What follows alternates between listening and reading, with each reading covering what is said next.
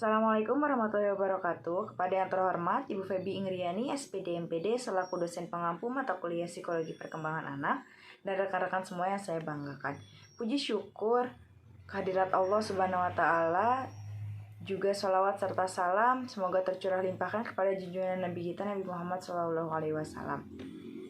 Pada hari ini, kelompok 10 akan membahas mengenai aspek-aspek perkembangan sosial dan kepribadian serta implikasi pada penyelenggaraan pembelajaran dengan anggota saya sendiri yakni Ramadina Adini Novianti dengan NPM 20506133, lalu ada Irfa Indraswari dengan NPM 20506138 dan Randy dengan NPM 20506142.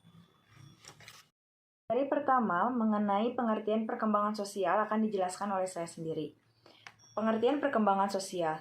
Perkembangan sosial merupakan pencapaian kematangan dalam hubungan sosial. Menurut Samsu Yusuf tahun 2007 menyatakan bahwa perkembangan sosial merupakan pencapaian kematangan dalam hubungan sosial, meleburkan diri menjadi satu kesatuan dan saling berkomunikasi serta bekerja sama.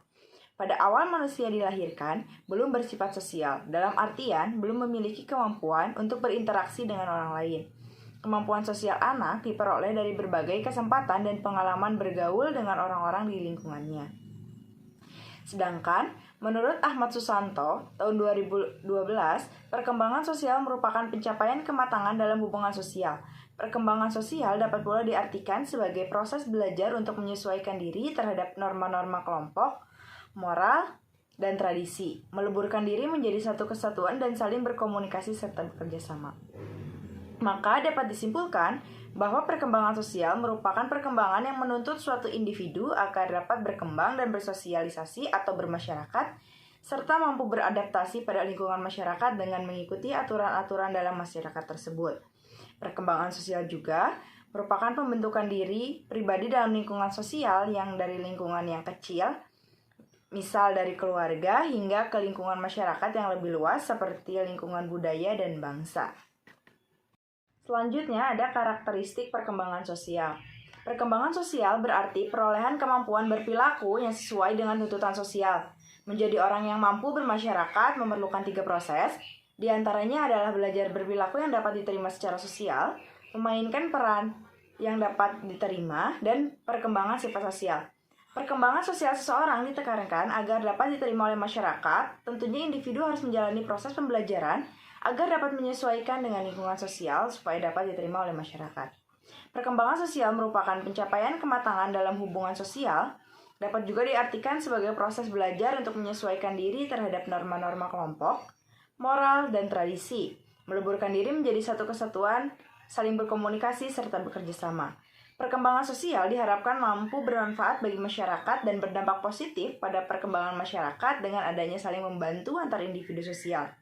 Pengembangan sosial juga ditunjukkan untuk berkembangnya moral seseorang. Selanjutnya yaitu bentuk-bentuk tingkah laku sosial. Dalam perkembangan menuju kematangan sosial, anak mewujudkan dalam bentuk-bentuk interaksi sosial di antaranya yang pertama, pembangkangan atau negativisme. Bentuk tingkah laku melawan. Tingkah laku ini sering terjadi sebagai reaksi terhadap penerapan disiplin atau tuntutan orang tua atau lingkungan yang tidak sesuai dengan kehendak anak.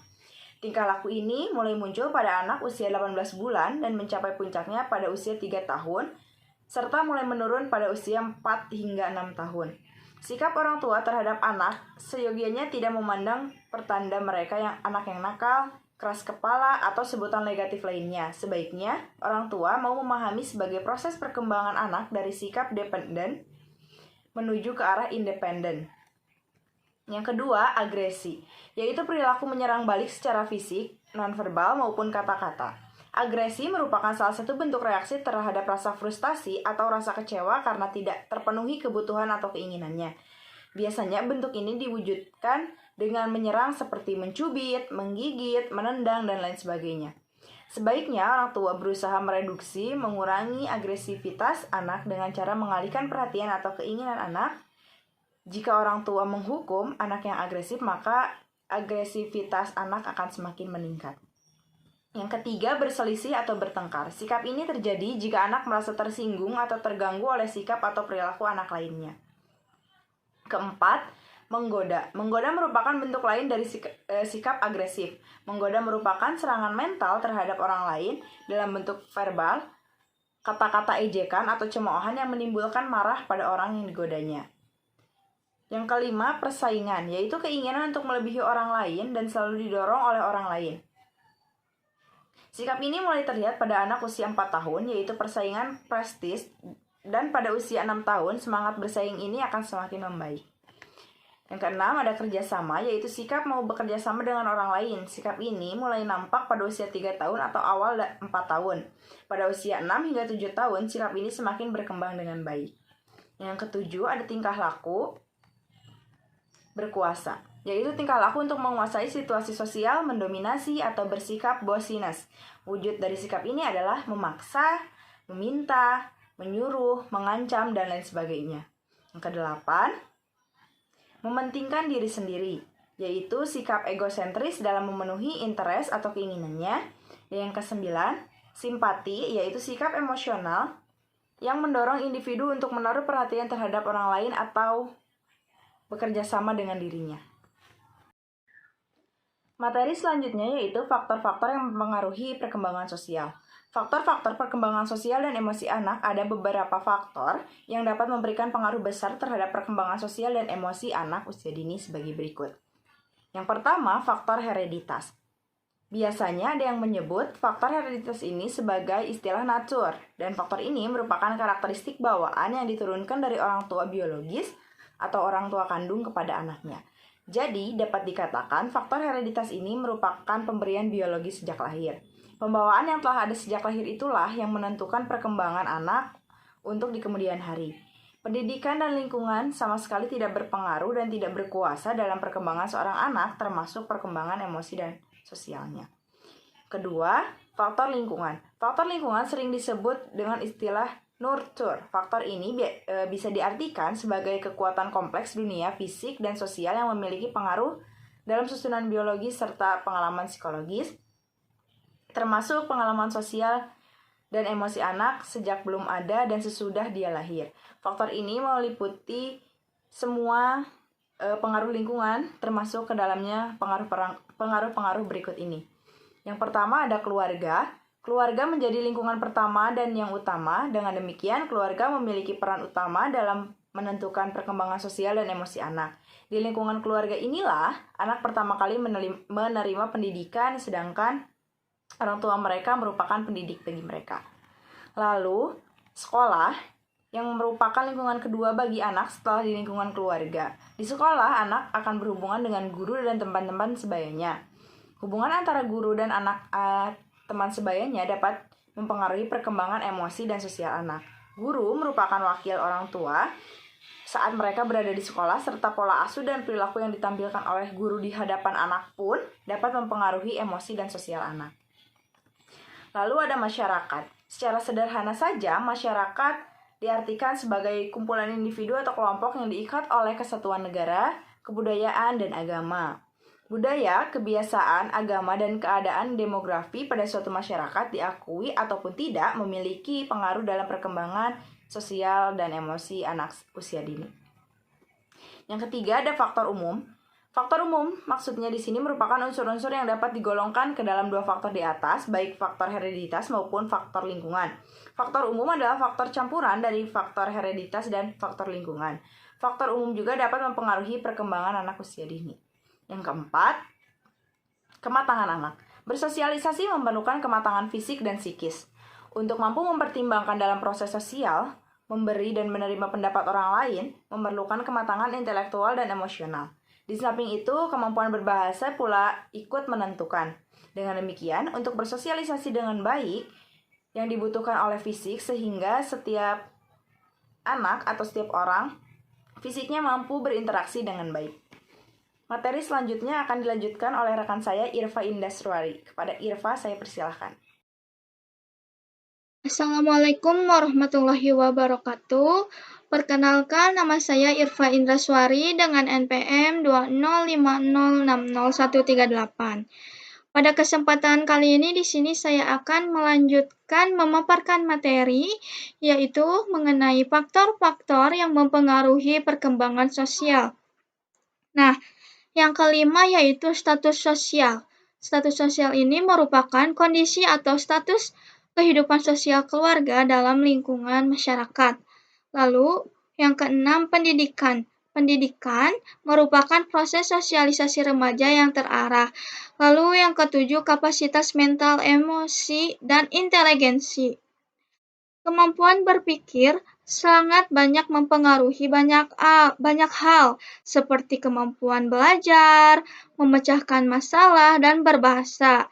Remaja yang berkemampuan intelektual tinggi akan berkemampuan berbahasa secara baik. Oleh karena itu, kemampuan intelektual, kemampuan berbahasa dengan baik, dan pengendalian secara seimbang sangat menentukan keberhasilan dalam perkembangan sosial anak. Sikap saling pengertian dan kemampuan juga dapat memahami orang lain dalam modal utama dalam kehidupan sosial, dan hal ini akan dicapai oleh remaja yang berkemampuan intelektual tinggi. Selanjutnya, pengertian perkembangan kepribadian. Kepribadian dalam bahasa Inggris disebut personality, yang berasal dari bahasa Latin persona, yang berarti topeng. Menurut Koswara tahun 1991, dalam pengertian sehari-hari, kepribadian adalah bagaimana individu menampilkan dan menimbulkan kesan bagi individu lain. Sedangkan menurut Alport, pada tahun 1937, yaitu dikutip oleh Gunarsa SD dan N.Y. Gunarsa SD, pada tahun 1989, kepribadian ini adalah suatu organisasi yang dinamis dari sistem psikofisis di dalam individu yang menentukan penyesuaian yang khas terhadap lingkungannya. Maka dari itu, perkembangan kepribadian merupakan kemampuan diri sendiri untuk menata aspek internal diri atau sikap batin, dan aspek perilaku eksternal diri, yaitu cara seseorang menampilkan diri atau tampak dari sisi luar di persepsi orang lain. Lalu materi selanjutnya yaitu aspek-aspek kepribadian. Yang pertama yaitu karakter. Karakter ini merupakan konsekuen tidaknya mematuhi etika perilaku, konsisten tidaknya dalam memegang pendirian atau pendapat. Lalu yang kedua, temperamen. Temperamen ini adalah disposisi reaktif seseorang atau cepat lambatnya mengenai mereaksi terhadap rangsangan yang akan datang dari lingkungannya. Lalu yang ketiga yaitu sikap. Sikap itu merupakan sambutan terhadap objek yang sifatnya positif, negatif, ataupun ambivalen. Terus yang keempat yaitu stabilitas emosi, yang artinya ukuran kestabilan reaksi emosional terhadap rangsangan di lingkungannya. Lalu yang kelima, responsibilitas, yaitu kesiapan untuk menerima resiko dari tindakan yang telah dilakukannya. Lalu yang terakhir, sosiabilitas, yang artinya disposisi pribadi yang berkaitan dengan hubungan interpersonal. Lalu materi selanjutnya yaitu jenis-jenis kepribadian. Yang pertama yaitu sanguinis, yaitu orang yang memiliki kepribadian sanguinis ini biasanya dikenal orang yang sangat ceria, yang memiliki jiwa yang besar. Mereka yang sanguinis ini juga suka bercerita, bahkan hal-hal yang sesungguhnya pribadi akan lebih mudah diceritakan pada orang-orang yang baru pertama kenal. Pribadi sanguinis ini memiliki pikiran yang sangat optimis dan memiliki energi yang besar. Meskipun memiliki kepribadian yang ceria, kamu pasti tidak bikin masalah dengan mereka yang sanguinis ini, karena para sanguinis ini tidak akan ragu dan tidak akan gentar untuk membeberkan kekesalan mereka. Hal ini membuat sanguinis sangat cocok untuk menjadi seorang pengacara. Lalu yang kedua, melankolis. Melankolis ini merupakan kepribadian yang memiliki hawa yang lebih dark atau lebih gelap. Mereka seorang pemikir dan merupakan orang yang sangat berhati-hati. Mereka seringkali memiliki sifat yang perfeksionis yang mungkin bahkan orang-orang di sekitarnya menjadi tidak nyaman. Akan tetapi karena sering berpikir, maka orang yang memiliki kepribadian melankolis ini merupakan orang yang sangat inovatif. Hal ini mereka membuat yang melankolis ini cenderung lebih kreatif dan memiliki karya yang unik dan juga menarik. Lalu ada pragmatis, yaitu cenderung menyukai perdamaian. Lalu yang keempat, koleris. Koleris ini orang yang memiliki kemauan yang keras dan juga sangat tegas, cenderung melakukan pekerjaan dengan target yang mereka miliki dan akan sangat menyukai tantangan. Yang memiliki karakter koleris ini juga bisa diberikan tanggung jawab karena mereka memiliki sikap tanggap yang baik dalam keadaan darurat. Sayangnya, kepribadian koleris ini memiliki cenderung lebih egois dan suka mengatur. Banyak dari kepribadian koleris ini juga tidak butuh orang lain karena bisa melakukannya dengan sendiri. Materi yang selanjutnya yaitu sifat-sifat kepribadian. Yang pertama yaitu ekstraversi atau bisa dibilang extrovert yang ditandai oleh hubungan keterlibatan dengan dunia luar. Ciri-cirinya yaitu seperti senang dengan orang-orang banyak, penuh dengan energi, sering mengalami emosi yang sangat positif, cenderung antusias, berorientasi terhadap tindakan. Nah, berbeda halnya dengan sifat introvert, tidak memiliki energi dan tingkat aktivitas seperti ekstrovert, cenderung lebih tenang, sangat berhati-hati, dan kurang terlibat dengan dunia sosial. Nah, introvert seharusnya tidak diinterpretasikan sebagai anak yang atau depresi, halnya memerlukan sedikit simulasi dari ekstrovert dan lebih suka menyendiri. Tetapi pada kenyataannya, introvert ini memiliki nilai yang tinggi pada dimensi agreeableness. Mereka tidak akan keluar untuk mencari orang lain, tetapi akan sangat menyenangkan ketika didekati. Lalu kesesuaian. Agreeableness mencerminkan perbedaan individu dalam kepedulian, kerjasama dengan keselarasan sosial. Mereka sangat peka, ramah, murah hati, suka menolong, dan mau berkompromi dengan kepentingan orang lain. Mereka memiliki pandangan optimis dan percaya bahwa pada dasarnya jujur, sopan, dan bisa dipercaya. Kesesuaian lebih menguntungkan untuk mencapai dan mempertahankan popularitas. Lalu yang ketiga yaitu kesadaran atau bisa dibilang conscientiousness adalah cara di mana suatu dorongan. Hal ini dapat berlaku secara spontan dan juga menyenangkan. Individu yang impulsif dapat dilihat oleh orang lain sebagai orang yang penuh warna, menyenangkan bersama, dan juga jenaka. Orang lain dapat berkesimpulan bahwa orang conscientiousness ini adalah orang yang cerdas dan dapat diandalkan. Individu ini menghindari masalah dan mencapai tingkat keberhasilan melalui arti perencanaan dan ketekunan. Lalu neurotik merupakan dia merujuk kepada kecenderungan untuk mengalami perasaan negatif yang khusus, seperti gelisah, marah, atau depresi. Mereka cenderung lebih tenang, emosi stabil, dan tetap bebas dari perasaan negatif.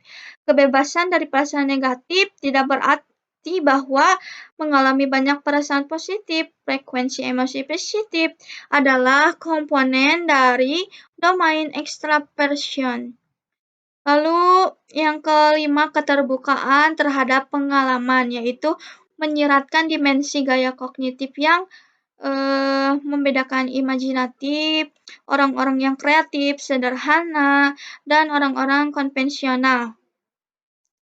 Orang yang terbuka secara intelektual, ingin tahu, menghargai seni, dan peka terhadap keindahan, maka cenderung lebih mengetahui perasaan mereka dengan orang yang tertutup, berpikir dan bertindak secara individualistik dan cara yang sesuai dengan aturan. Individu yang memiliki nilai rendah pada ciri-ciri ini cenderung picik dan terbatas. Mereka lebih suka yang sederhana, terus terang, dan mudah memahami situasi yang kompleks, ambigu, dan juga licin. Lalu faktor-faktor yang mempengaruhi kepribadian, yaitu faktor biologis, yaitu faktor yang berhubungan dengan kondisi fisik atau sering disebut seperti faktor fisiologis seperti kondisi genetik, pencernaan, respirasi, peredaran darah, kelenjar, saraf, tinggi badan, berat badan, dan sebagainya. Lalu faktor sosial ini dimaksud adalah masyarakat, yaitu manusia lain di sekitar individu yang bersangkutan. Lalu faktor budaya, yaitu perkembangan dan pembentukan kepribadian pada setiap orang tidak terlepas dari budaya masyarakat, tetapi ia dibesar dari budaya masyarakat tempat ia dibesarkan.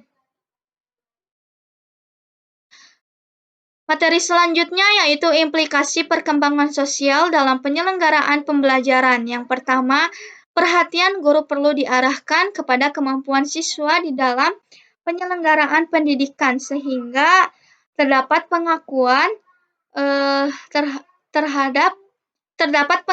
terhadap kemampuan, terhadap kepercayaan, kebebasan, dan semacamnya. Lalu yang kedua, guru perlu memberikan pengarahan akademis yang sesuai dengan kemampuan, minat, dan bakat siswa maupun terhadap jenis pekerjaan sesuai dengan keterampilan peserta didik. Yang ketiga, perlu juga perhatian terhadap penyusunan kurikulum yang sesuai dengan kebutuhan kerja di masyarakat. Dan perlu juga diperhatikan pendidikan tentang nilai kehidupan untuk lebih mengenal norma kehidupan sosial masyarakat. Lalu yang terakhir, perlunya diperhatikan tentang muatan lokal yang harus ditampilkan, khususnya bagi anak sekolah dasar. Lalu yang terakhir yaitu implikasi perkembangan kepribadian dalam penyelenggaraan pembelajaran. Implikasi perkembangan kepribadian dalam penyelenggaraan pembelajaran ini dalam pendidikan yang ada dan berkembang merupakan keterkaitan dari beberapa faktor yang mempengaruhi sifat khusus pada peserta didik. Dalam hal ini, siswa dan mahasiswa untuk berlangsungnya pendidikan yang formal dan baik. Lingkungan sekolah mempunyai pengaruh besar terhadap perkembangan kepribadian peserta didik.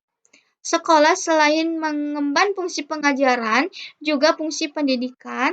Dalam kaitan pendidikan sekolah, dalam istilahnya, rumah kedua bagi siswa yang merupakan tempat rujukan dan perlindungan jika mereka mengalami masalah. Nah, di sini ada beberapa upaya-upaya yang dapat dilakukan pengajar dalam hal memahami siswa sebagai sosok remaja. Lalu yang pertama, membantu siswa dalam menemukan jati diri dan menghadapi kegagalan yang dihadapinya. Lalu yang kedua, emosi yang memuncak adalah karakteristik siswa. Maka guru dapat mendorong remaja untuk pengendalian emosi negatif. Lalu yang ketiga, mengajari cara memahami orang lain dan toleransi merupakan cara guru dalam mendidik remaja. Dengan mempelajari berbagai karakteristik peserta didik ini, maka akan sangat membantu seorang guru terhadap siswanya yang masih dalam berkembang, yaitu untuk mengetahui keberhasilan dalam proses pengajaran di sekolah. Mungkin cukup sekian pemaparan materi dari saya. Mohon maaf apabila ada kesalahan. Sekian dan terima kasih, saya kembalikan kepada moderator. Sekian materi presentasi yang dapat kelompok kami paparkan. Mohon maaf apabila terdapat kesalahan. Wassalamualaikum warahmatullahi wabarakatuh.